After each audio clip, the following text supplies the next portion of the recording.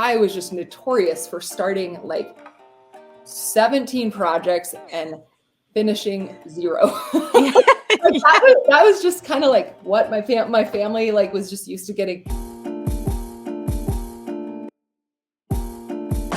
Hello and welcome to the Yarn Over podcast. I'm Sarah-Jayne, your host, and today we're joined by Jess Coppom from Make and Do Crew. Today we're going to be talking about using simple shapes to make amazing projects. Jess has an absolute love of geometry, and we get to dive deep into her mind and listen to her processes of how she uses shapes for those projects. So grab a cup of tea and let's get into this chat. I wanted to take a moment to introduce my brand new book, You Can Crochet with Bella Coco. This is a clear and simple course for the beginner and contains everything that you need to get started as an absolute beginner. It also serves as a handy reference guide for those who just want a quick catch up to brush up on their techniques. And it contains 12 gorgeous crochet patterns for you to complete. You Can Crochet with Bella Coco is available now. Hi Jess, welcome. I am so excited to have you on the podcast. Oh, thank you. I'm really honored to be here. Yeah, I've been looking forward to it for so long and I can't wait to get chatting about some of your projects and things. But before we get into that, can you tell us a little bit about yourself for those, I'm sure everybody will know who you are, but for those who might not, will you tell us a little bit about yourself, please?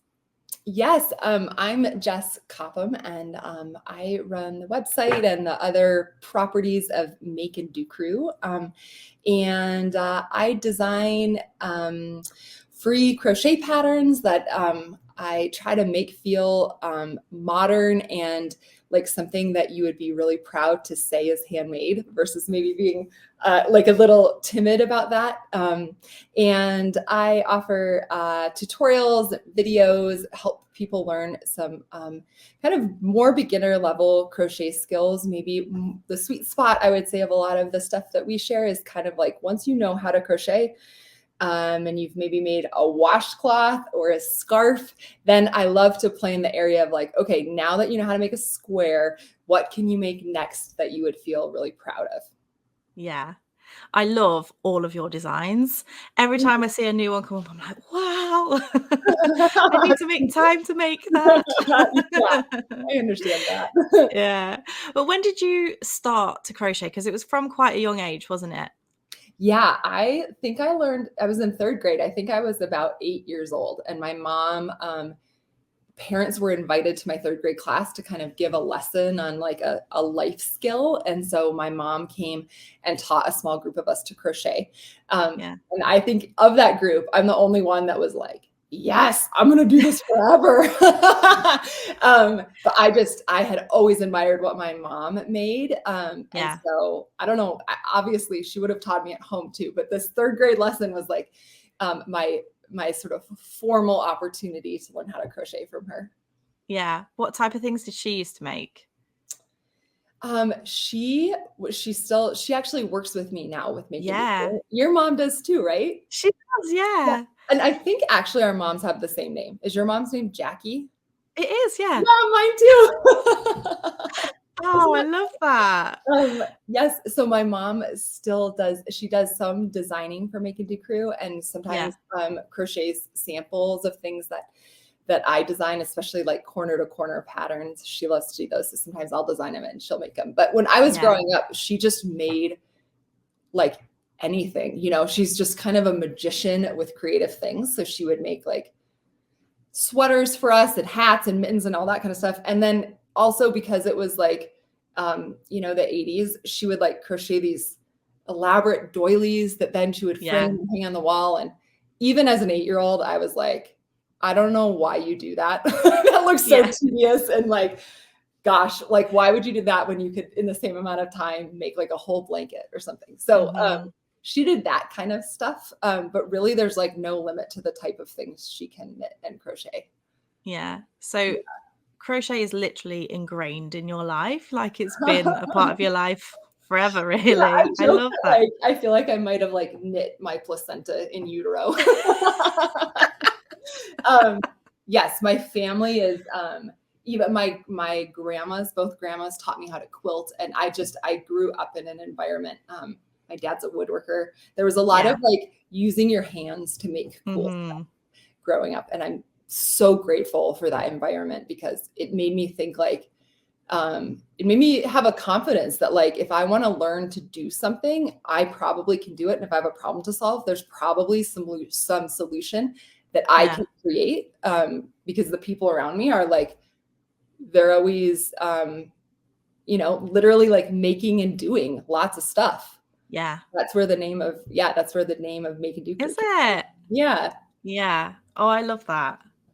So 8 years old, you start to crochet. At what point did you start designing your own things? Well, it's so funny. I think back, I wasn't a crochet designer at all, but I can remember when I was like in my early mid 20s, I was living in San Francisco and I worked in advertising and I worked like super long hours, but I would come back and work on like craft projects always. And there was this shirt I saw in an Urban Outfitters catalog. And for anyone who doesn't know, that's kind of like a hip, like bohemian brand that often now I look at it and think about it's really co-opting a lot of cool qualities of crochet and sort of mass manufacturing them. But I can remember being in my mid-20s and seeing this cool, it was like a lace upper part, a crocheted upper part of a shirt. And then it had like a muslin sort of flowing body. And from that picture, I was just like, I think I could make that. And it was like someone like learning to play music by ear or something, but not realizing that's what they were doing. So I just studied it. So like, I think that's a double crochet, right? And I remade the whole thing. So I did a fair amount of that, like in my 20s.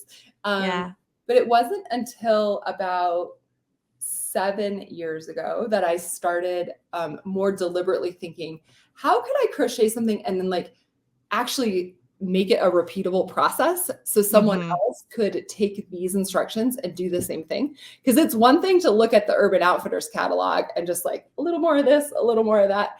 And it's a whole nother thing to say, this is what I did and this is how you can do it too.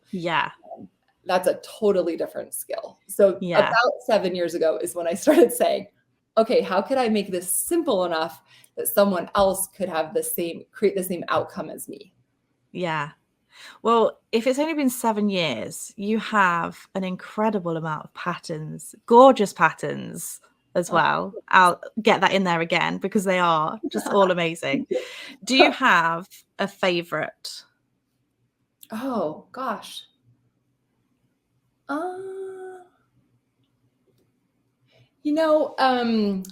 There's a couple techniques that I have sort of like fallen in love with and been fascinated by understanding.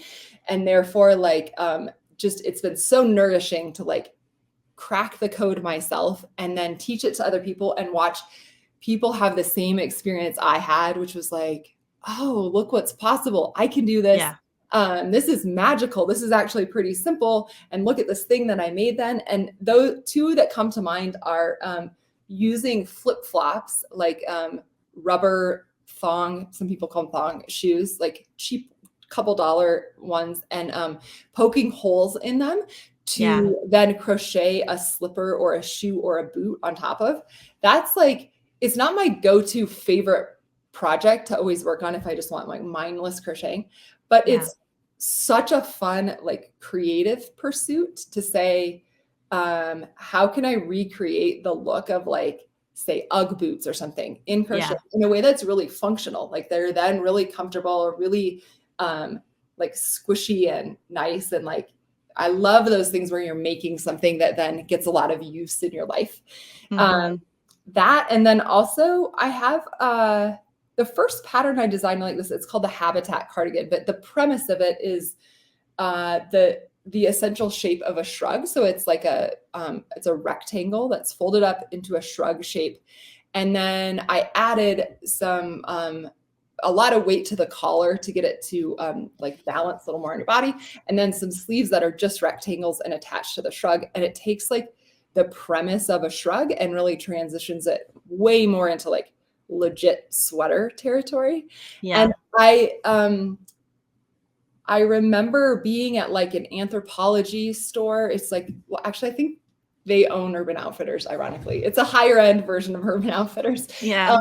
And seeing a shrug that was just like a rectangle for, you know, a couple $100 and being like, wait a second, like just a rectangle. And then saying, okay, I understand how that works. How can I make this like, because if you've ever worn a plain shrug, sometimes they can kind of fall off. Like, how can I take the premise of this and make it even more functional for like actually things that you want to wear and can like move your body and exist in your life wearing this item. So then since then I've designed more patterns that use that same construction to make cool looking sweaters that feel very on trend, but they're such simple shapes. So I think those are two things that those kind of categories of patterns I've had the most fun with. And I really have fun seeing other people have the same experience of just having fun and like having a light bulb moment of seeing what's possible with crochet. Yeah. Yeah, it is really nice to see people think, oh, can I do that? And then just by the end of it being so proud of this thing that they've just made. It's just such a wonderful feeling. It really is. But I've noticed a lot with a lot of your patterns, you do like to use those simple shapes to create something just absolutely stunning. Do you find it a bit of a challenge, like to see, okay, what can I do with this? Or I think I do. I have always loved geometry. Like as a kid, probably around that same 8-year-old age, like I got to take like a kind of a really focused geometry class. And I can remember being mesmerized by they're called like dodecahedrons is like the term for the shape that's like a 12-sided 3-dimensional shape or something. Wow. Being like, whoa, actually, and we made them out of paper and being like, oh, it's actually just like a bunch of hexagons or pentagons or something that fit together to make this like amazing orb shape. And I think that it's that type of thinking to say, that's a 3-dimensional shape, but actually when you break it down to its most basic elements, it's just a bunch of hexagons or it's just a several rectangles. So I love the challenge of saying, okay, starting with what do I want the 3-dimensional output to be? And then reverse engineering, like what are the simple shapes that can get me to that output?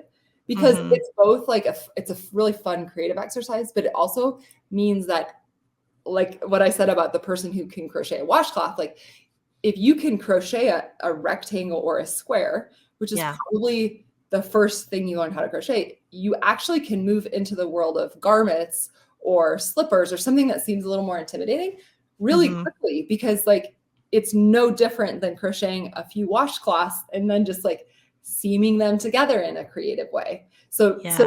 And I personally find that like those type of projects where you're making a cool sweater or a beanie that you want to wear or something, those to me are so much more motivating to finish and enjoy than like a set of washcloths or something. I really inspire people who are more beginner to make really cool stuff.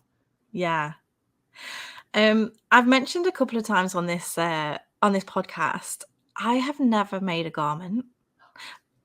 Actually, that's a tiny bit of a lie. Because there is like a shrug that I've done, but I've never made like a cardigan or a jumper. Yeah. Well, I don't know. Because I was in your shoes like probably 5 years ago. Same.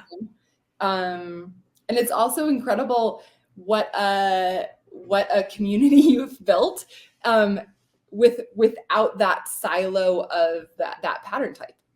Yeah. It's awesome. Yeah. Thank you.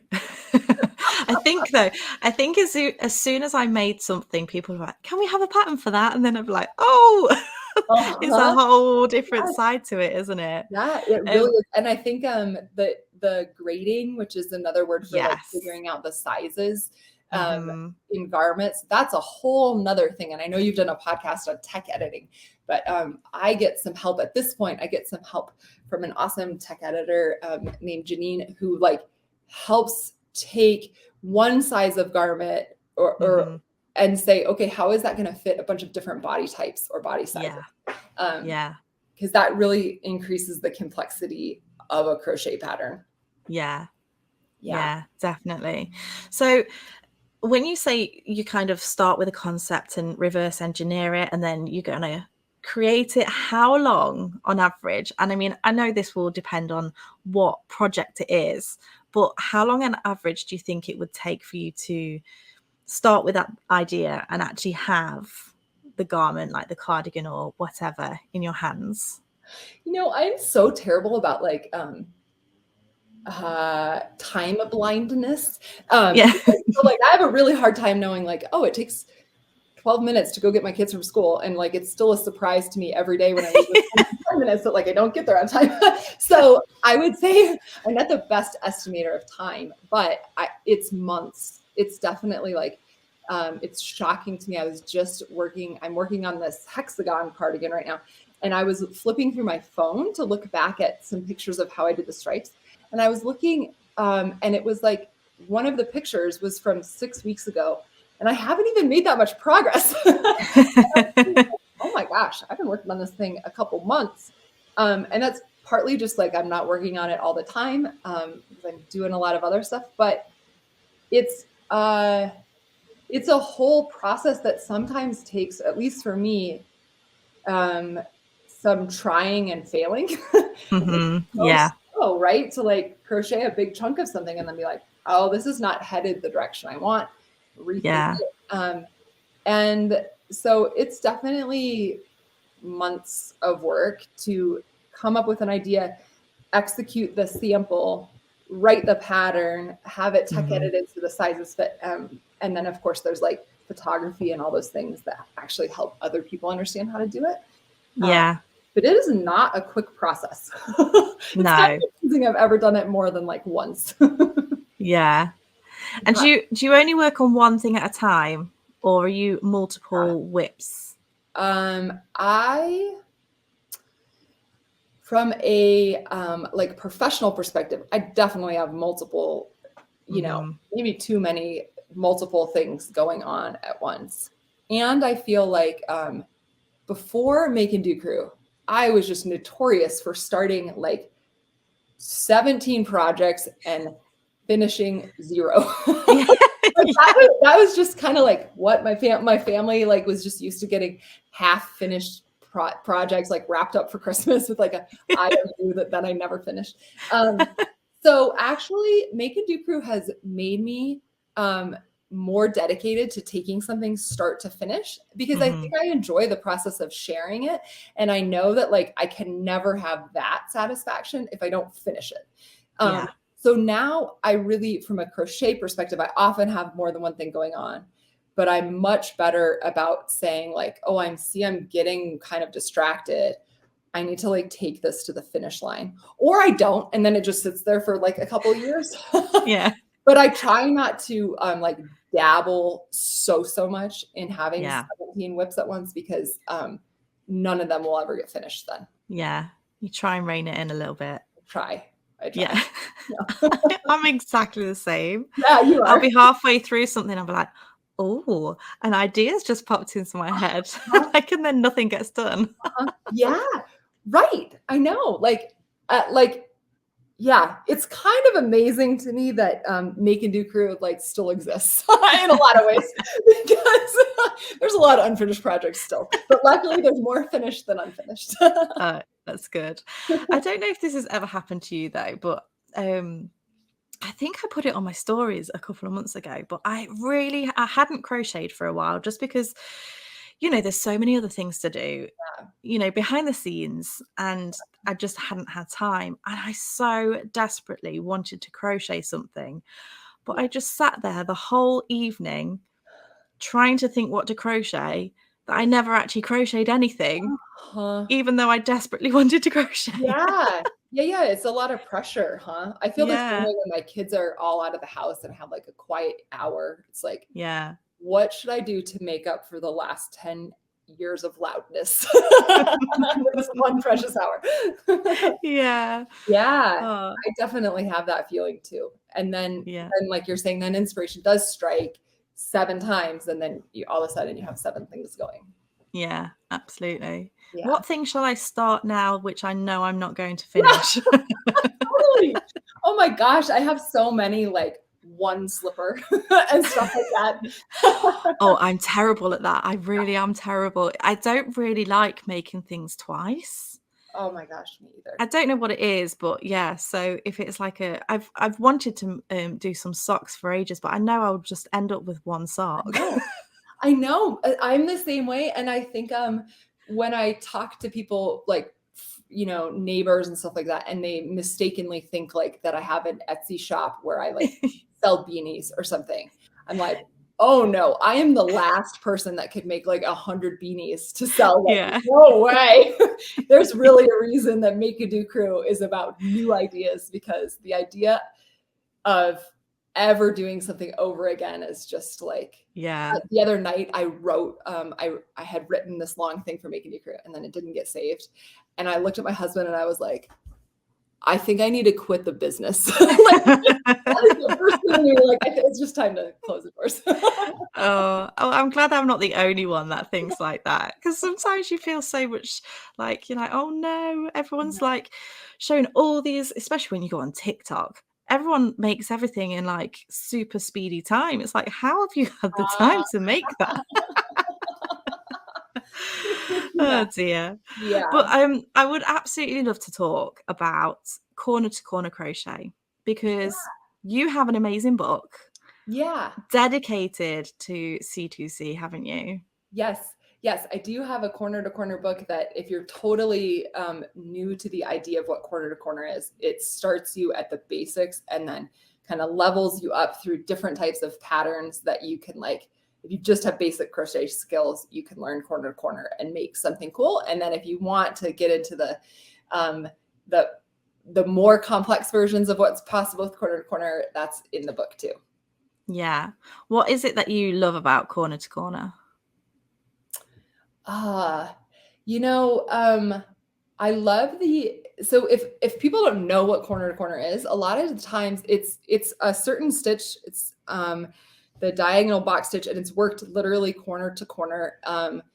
So projects grow from like one little square to the widest point and then get small again. So it's really good for making squares and rectangles. So per everything else I just said, I like that aspect of it because it's really flexible, but it's amazing for designing like a picture. Like if you think of a pixel art, like a cross stitch or something.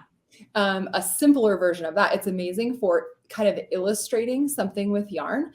And I just love that aspect of looking at an item. I mean, it's not that different from the shapes conversation we had. I love looking at like recently I released this like dog breed corner to corner project. It has nine different dog illustrations on it, like a pug and not a pug, a French bulldog, and like a doodle and stuff like that. And I love looking at like, the number of dog Google searches I did to look at like, okay, what is a doodle? What are like the essential components of a golden retriever's face? Okay, like this is what makes it different than a doodle's face, right? Even though they're very similar. So I love looking at something like that and then saying, okay, how do I make this complex three-dimensional thing like very simple from an illustration style? So that's all done on the computer, but then it's so fun to see it take shape in yarn form. It's kind of magical. Yeah. I do enjoy doing corner to corner because, like you say, you start off so small and then you just see it building and building, and then you start to see like the pattern, and it's really exciting. I really also enjoy, because I used to do cross stitch when I was younger, and I always used to love just getting my pen and shading in the blocks that I'd already done. So I get that satisfaction when I do corner to corner. Have you seen my brand new pattern, the patchwork blanket? This project is perfect if you want to use up some of your yarn in your stash, explore new stitches and techniques, and also learn new skills. So many people have picked up this pattern already and begun their projects, and if you want to too, you can head across to bellacococrochet.com/patchwork-blanket. That's bellacococrochet.com/patchwork-blanket. One of the things that I really love about Corner to Corner is that you can enjoy it either as a designer, like it's pretty easy to get into if you are the type that would love to crochet your own or design your own graph to crochet. It's pretty accessible. I love the tool.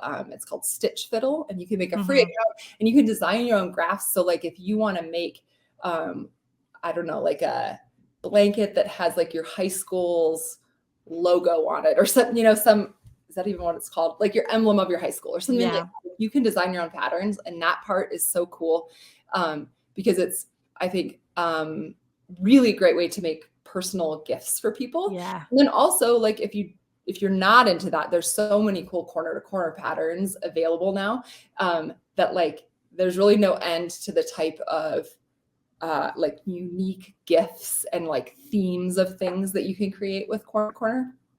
Yeah, definitely. And you don't necessarily have to just do blankets either, do you? Yes, like, that's so true. many projects. Yes. In my book, I have like a kind of a what do you call it? Like a sleeveless cardigan, kind of a Ruana type thing that is literally just like a square and 2 rectangles for the fronts. But what's so cool about corner to corner is that you can create these like quite complex looking. This one has a bit of like a geometric, slightly like Southwestern, if you're in the US, vibe. And it's all pretty straightforward because with corner to corner, you can like use the lines of working at a diagonal to your advantage to create these kind of interesting stripes. But in the end, the garment is only made out of, in this case, 3 rectangles or a square and a couple rectangles. I feel like there's so much untapped potential in that. And I hope to design more patterns like that because really anything that you can make with a square or rectangle, you could use corner to corner as the stitch and the technique to make it. Yeah. And then also add in those other elements, as you say. Like your love of geometry is like oozing out of you.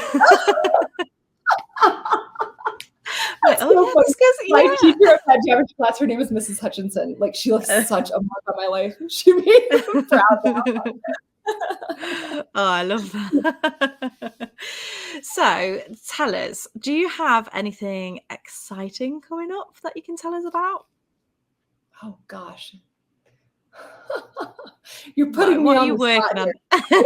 What are you working on at the moment? I actually do. I'm thinking, I don't know. I'm just living day to day usually. I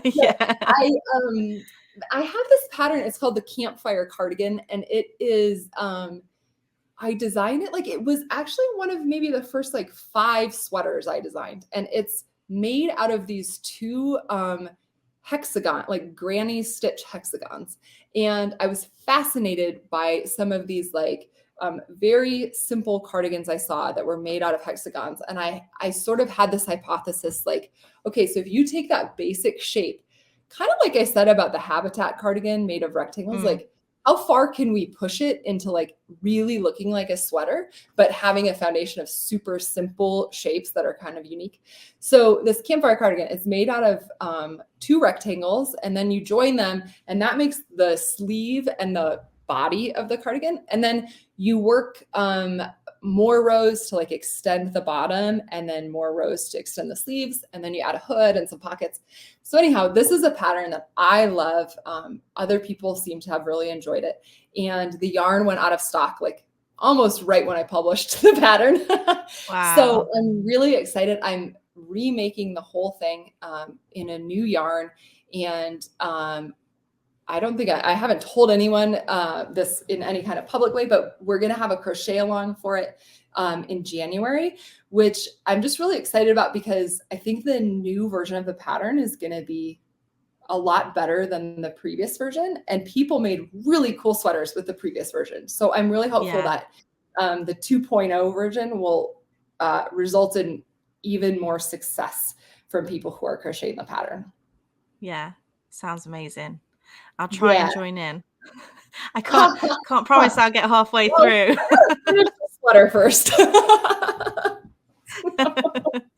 To be completely honest. So where can people find out when you launch this? Where can people find you on social media? How can they find you? Like I mentioned, my website is called makeanddocrew.com. And a great way to stay in touch with me that I personally like, as kind of boring sounding as it is email. I have a few free guides there that if you sign up anywhere to and subscribe to get my emails, like I'll kind of walk you through like the beginning steps of what you need to know to crochet your first sweater and suggest some really easy patterns. Or I really love fast projects because I don't have time then to like get distracted and start something new. So I have some guides to like how to like the best patterns to just finish, like start and finish in one night, because I love that kind of stuff. So I really like email, and I like corresponding with crocheters via email, but I'm also on every social media platform too, just with my name, Make and Do Crew. Amazing. I'll leave all of I that. kind of like go between, like, have you ever heard the term ambivert? Like it's like the middle between extrovert and introvert. Oh, no, but I will be using that one. Camp. And so there are times that I feel like super energized by social media, and there's times that I'm like, okay, I wish I was just invisible. Yeah. So that's why I love the site. I love the site because it's always a fun place for me to be. But of course, like I am on social media, and at times quite active, and at times hibernating. Yeah. Well, I'll be sure to leave all of the links in the show notes so people can come and find you. But thank you so much for joining me. It's been an absolute pleasure talking to you, talking about shapes. I'm inspired now. I might go downstairs and like think about shapes and how to put them together. Oh, you could probably just pull out some of your old projects and sew them together and make them into a sweater. Yeah, probably. It was so fun and really nice to chat with you. Oh, thank you so much. Bye. Bye.